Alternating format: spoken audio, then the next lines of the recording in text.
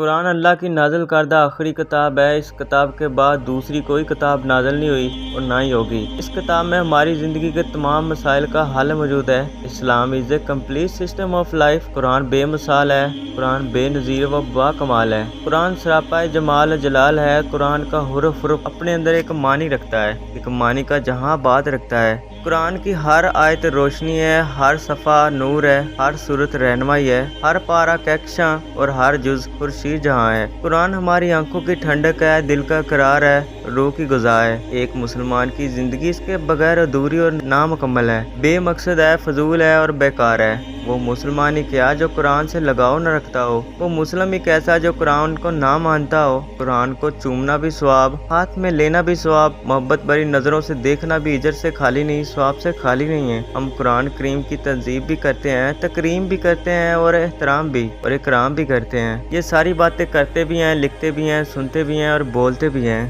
कुरान करीम में अल्लाह ताला ने हुजूर अकरम सल्लल्लाहु अलैहि वसल्लम की एक शिकायत का जिक्र किया है, जो शिकायत हुजूर सल्लल्लाहु अलैहि वसल्लम क़यामत के दिन अपने रब के हुजूर अपनी उम्मत के बाद लोगों के बारे में करेंगे। कुरैश और मुशरिकीन ने कुरान की दावत को सुनने से इनकार कर दिया था। सिर्फ यही नहीं बल्कि आपकी दावत तबलीग हर तदबीर को नाकाम करने की कोशिश की गई, हत्ता कि एक दूसरे तक को ये तक कहा गया, तर्जमा, इस कुरान को मत सुना करो, जब वो सुनाने लगे तो तुम शोर शराबा शुरू कर दिया करो, शायद तुम गालिब आ जाओ। हुजूर अकरम सल्लल्लाहु अलैहि वसल्लम की शिकायत को अल्लाह ने कुरान में जिक्र फरमाया, तर्जमा, और कहेंगे रसूल, ऐ मेरे रब, मेरी कौम ने इस कुरान को पुश्त पर डाल दिया था। अल फुरकान आयत नंबर 30। एक तरफ तो कुरैश और मुशरिकीन इस तर्ज अमल पर गौर किया जाए, एक तरफ तो कुरैश और मुशरिकीन के इस तर्ज अमल पर गौर किया जाए और दूसरी तरफ हुजूर अकरम सल्लल्लाहु अलैहि वसल्लम जब क़यामत के दिन इन जैसे लोगों के खिलाफ गवाह बनकर पेश होंगे, इस चीज़ को देखा जाएगा तो फिर हमें यह सोचना चाहिए कि क्या महज हम बातों से ही हमारी जान छूट जाएगी जो पहले पैराग्राफ में लिखी गई हैं। क्या ऊपर जिक्र किए गए तमाम नारे एक ही सांस में बाआवाज कह देने से कुरान का हक अदा हो जाएगा? क्या यह ज़बानी खर्च करना हमें क़यामत के दिन रसवाई से बचा लेगा? इसमें कोई शक नहीं कि कुरान पर ईमान लाना, कुरान की तज़ीम व तकरीम और एहतराम करना और इसको अल्लाह की नाज़िल करदा आखिरी मुक़द्दस किताब समझना हमारे दीन के बुनियादी कायद में शामिल है और इसका भी अल्लाह के यहाँ बहुत बड़ा अजर और सवाब है। लेकिन क्या सिर्फ यही काफ़ी है?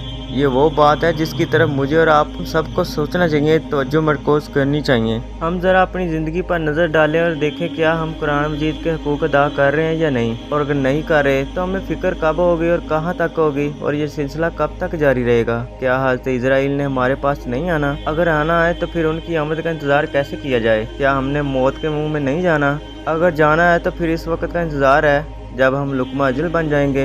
मौत तो सबको आनी है, एक अल्लाह बाकी है, इसके अलावा सब जहां फ़ानी है।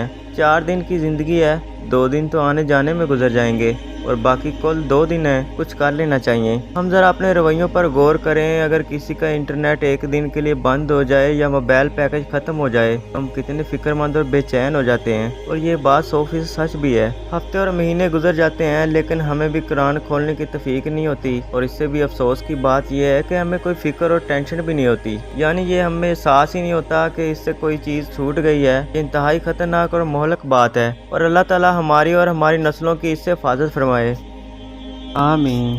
वैसे दोस्तों, दुनिया में इस वक्त लाखों करोड़ों किताबें मौजूद हैं जिनके बारे में हम बहुत सारा जानते हैं, लेकिन क्या कभी आपने गौर किया है कि आप जिस हालत में मौजूद हों, जिस तरह बैठे हों, आप किसी किताब को छू सकते हैं, उसे पढ़ सकते हैं, इस्तेमाल कर सकते हैं। लेकिन कभी क्या आपने ये गौर किया कि कुरान पाक वो वाहिद किताब है जिसको आप ऐसे इस्तेमाल नहीं कर सकते, हाथ नहीं लगा सकते। इसके लिए ज़रूरी है कि आपको वज़ू, इस्लाम में वज़ू कह लें, और नॉन मुस्लिम जो हैं वो भी हाथ धोने के बगैर इस किताब को हाथ नहीं लगा सकते। ये सभी लोग जानते हैं, चाहे वो मुस्लिम हो या नॉन मुस्लिम। ये सब बातें वो जानते हैं कि कुरान पाक अल्लाह ताला की वो वाहिद किताब है जिसके ऊपर गिलाफ होता है और खाने काबे के भी गिलाफ है। और ये किताब कोई आम किताब नहीं है, इसको ऐसे हाथ नहीं लगाना बल्कि साफ़ सुथरा होकर लगाना है, और इसके अंदर बेशुमार दुनिया और आखिरत के फ़ायदे हैं। सबसे बड़ी बात, दुनिया में लाखों करोड़ों किताबें हैं लेकिन कोई भी किताब अपने अंदर इस तरह का स्ट्रक्चर नहीं रखती जिसके अंदर माजी, मुस्तकबिल और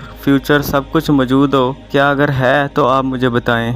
100% सबका जवाब यही होगा कि ऐसी कोई किताब नहीं है सिवाय कुरान पाक के। और इस किताब से दूसरी किताबों का मुज़ाना भी नहीं हो सकता, क्योंकि ये आम कोई किताब नहीं है। ये वो किताब है जिसको अल्लाह ताला ने अपनी किताब कहा है कि ये मेरी किताब है। आसमानी किताबें, इन आसमानी किताबों में इसी कुरान पाक का रुतबा सबसे ऊपर है, और हम जानते भी हैं कि आसमानी किताबों में सबसे ऊपर रुतबे पर भी सबसे आगे कुरान पाक ही है। और इसमें कोई शक नहीं है कि ये इंसानों के लिए हिदायत और रोशनी का जरिया है। तो दोस्तों, इससे हमें फ़ायदा उठाना चाहिए। हम वाकई घंटों घंटों मोबाइलों पर, इंटरनेट पर सर्च करते हैं, तलाश करते हैं, टाइम ज़ाया करते हैं और अपने फ्यूचर के बारे में बेहतरीन सोचने की हर वक्त कोशिश करते हैं, जो कि टाइम ज़ाया करते हैं। तो क्या इसके लिए ये काफ़ी नहीं कि कुरान पाक हर चीज़ की दवा इसमें मौजूद है और हर कामयाबी का रास्ता इसमें मौजूद है? अगर है तो हमें इस पर अमल करना चाहिए, ना कि अपना टाइम इंटरनेट पे वेस्ट करना चाहिए। क्या इंटरनेट भी खुदा की तरफ से आया है? नहीं ना। तो इसलिए ज़रूरी है कि कुरान पाक को समझें। यही एक वाद रास्ता है जो आपको कामयाबी की तरफ ले जाएगा, जहाँ सिर्फ एक ही ज़िंदगी नहीं